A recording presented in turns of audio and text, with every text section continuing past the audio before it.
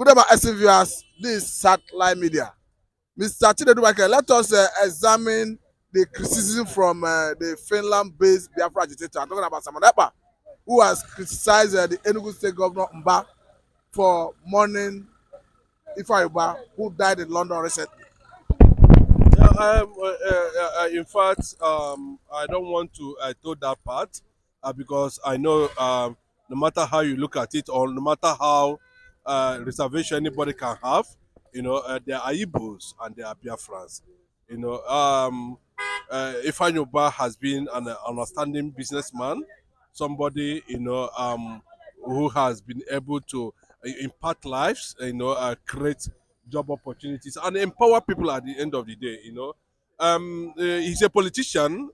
He started politicking during the era of Jonathan. I think Jonathan brought him in. He powered a transformational agenda under Jonathan as at that time. And since then, there was threats from other people to cripple his business. So over time, I understand Ifeayin Uba, the capital lawyer. That's what they normally call him. Capital lawyer. He's an Igbo man, a prudent one, a man of many parts, a man who has come. He conquered. A man who is being believed to be one of the foremost philanthropists in Nigeria. But sometime there was this misunderstanding or rumor or news. Often he has come to um, uh, uh, diffuse, or throw to the public his own side of the story, where he's been accused of being behind Mazen Nnamdi Kanu and some other things surrounding Biafra issue. We know his position. Maybe based on that, that is what Simon Ekpa is trying to react. We don't pray for them to die. Anyway, what my prayer is that let them be alive and witness the restoration of Biafra. And like Igbo will always say, it's in our culture that ebe bere ugo eh, ebe bere ugo bere nke si ibe ya ebe na nkwa akwakwana ya kama ka ozi ya ebe ọ ga-ebe. That's an Igbo man for you. So we don't rejoice over calamity. We are not extremists. We don't rejoice over that. We have not witnessed a situation where the likes of Ifeayin Uba, are killing people or involved in anything that is a menace that has come to our limelight that we can all talk about today. The issue of being behind whatever that has been that transpired in Kenya. Both his jet fighter was rented, his jet was rented, and all that. He has said his own side of the story. When Mazen Nnamdi Kanu comes out from detention, that's when we will hear another begin to know who is who, the roles people played in that regard. But as I speak to you now, in that regard too, I want to, on behalf of this platform I'm talking today, I want to mourn. Yes, I have to. Yes, Ifeayin Uba, is a popular man. Is one of the Igbo big boys in terms of the oil industry, and he has touched lives to an extent. Yes, he has touched lives. Those lives he touched were also Biafrans. Some of them are not even Igbos. Some of them are Northerners. Some of them are Yorubas. But the fact is that he left a legacy, and that what is a legacy? He's been seen as someone on Urube Nwanne Abanoso. Well, that's what they refer to such people in Igbo land. When your brother is crying, when you hear the voice, you come. Whatever that is the issue, either by omission or commission, you can contribute at that point in time. That is Ifeayin Uba at 52. He died as a senator, a serving senator of the Federal Republic of Nigeria. A current serving senator from Anambra State. Anyway, he has been Tinubu has people are mourning anyway. But away from that, that does not take anything away from us, because I see ihe dike mee n'ụbọchị achọwa dike, ihe dike mee achọwa dike. Everybody in Biafran land is important. Every human being in Biafran land is important. Even in South Africa, during the days of Nelson Mandela and thereabout, we have so many of them that were against Nelson Mandela. But today, even when America had their freedom, so many of them kick against it. When Azikiwe was fighting for independence in Nigeria, a lot of people kicked against it. But today, so we must understand that life is a race. We must understand that, and It comes at every point in time. So that is it. I join other Biafrans all over the world, and of course, Igbo leaders, Ohanes, and Eastern, of course, senators of the Federal Republic of Nigeria, to to mourn. Yes, because his life was cut short, so to say. But God knows everything. No matter what happened, I will give God the glory of giving Biafra somebody like Ifeayin Uba.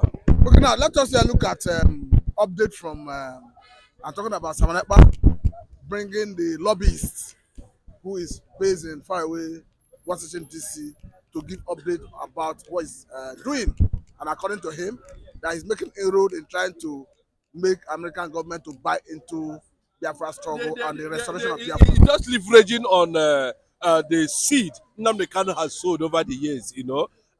Having identified himself with top congressmen in the United States of America. Having created those doors open. Having directives, having links with Donald Trump. Caucus of men in that regard. Those are the stuff, the contacts he's trying to leverage on.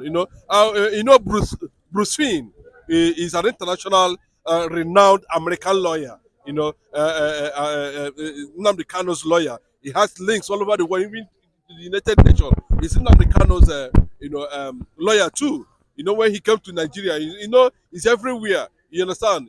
He opened doors for that. Nnamdi Kanu has already opened doors for that. So whatever lobbyist, whoever is bringing in, must understand that Nnamdi Kanu has done a wonderful job, trying to establish Biafra, in the international community, and let people begin to identify with that, with comportment and culture. If you look at Nnamdi Kanu, look at his comportment, look at the way he does his thing, look at the way they give him access, look at the way he talks to people, his relationship with the other world leaders and of course other countries.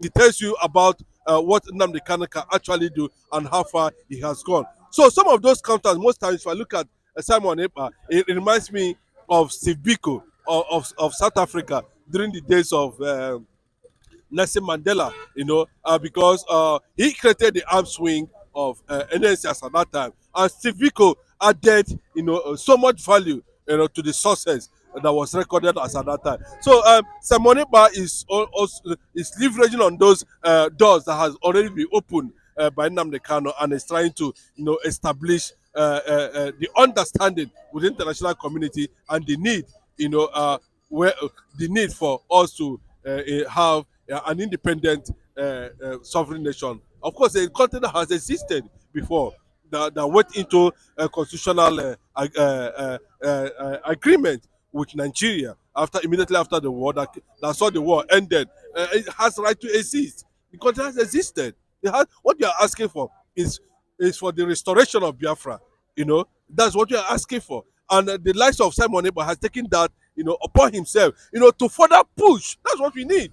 We need to be having developments like this, and seeing people coming to speak, coming to talk on our behalf, expressing that support, for restoration of Biafra, given the situation already, within West Africa, Nigeria, and of course, what is already playing out in the Middle East. It has a direct effect in on what we are trying to do. A lot of people might not understand. Even the Ukraine war, will still have an effect, and that is why we keep on pushing it in that direction, letting the world to know. I know one day, somehow, either by omission or commission, Biafra will be restored. So it's a good one for Simon Ekpa, and likewise everybody who are respectively, involved in the struggle, that we might not be able to come out publicly now to say anything, just to encourage them or even make them public, more popular, but they are there hidden, doing a lot of underground job, making sure that whatever it takes for the restoration of Biafra is being pursued with both hands. So, of course, talking about some of these men that we have in Biafran land today as governors, as all these things, we should not be attacking them. I don't believe that attacking them is going to solve any problem or create any kind of a this. But what I'm saying is this, they cannot do more than what they are doing now as governors. As simple as that. They cannot come out and tell you that this is their position on things. But we understand the need for that. We understand that there's none of them there as governor, as senator, that does not understand what Biafra is all about. I want to give you a reference to the late big boy, Ohaneze chairman, Ohaneze president, Dr. Emmanuel Iwanyawa, who just passed on few days before Ifeayin Uba news, broke the internet, So I can tell you the position of Dr. Emmanuel Iwanyawo right from the days when he was in UNN Soka when the Nigerian Civil War, Biafra War broke out. He joined in the struggle for restoration, for defense of the Biafra land. He joined, and up till now, I can still remember some of his last words before even some of the things, secrets he shared with Nnamdi Kanu, and of course the Odumegwu Ojukwu himself. Before the Ikemba, one of Nnewi, passed on to glory. Up to today, he still tell you that I am an Igbo, I am Igbo, I am Biafra. He make it very clearly. You go to Vanguard, you see he's already there. So none of them will come out and tell you that. They cannot tell you they are Yoruba, they cannot tell you they are Hausa. You understand? So we shouldn't, because of the situation on ground now, we shouldn't pushing certain fanatical statements or attack, on them as to be seen as possible enemies. I know that there are certain things they do, that we might not be comfortable with. You understand? But to an extent, I want us to realize that these are our men too, and we might need them in one way or the other at the end of the day.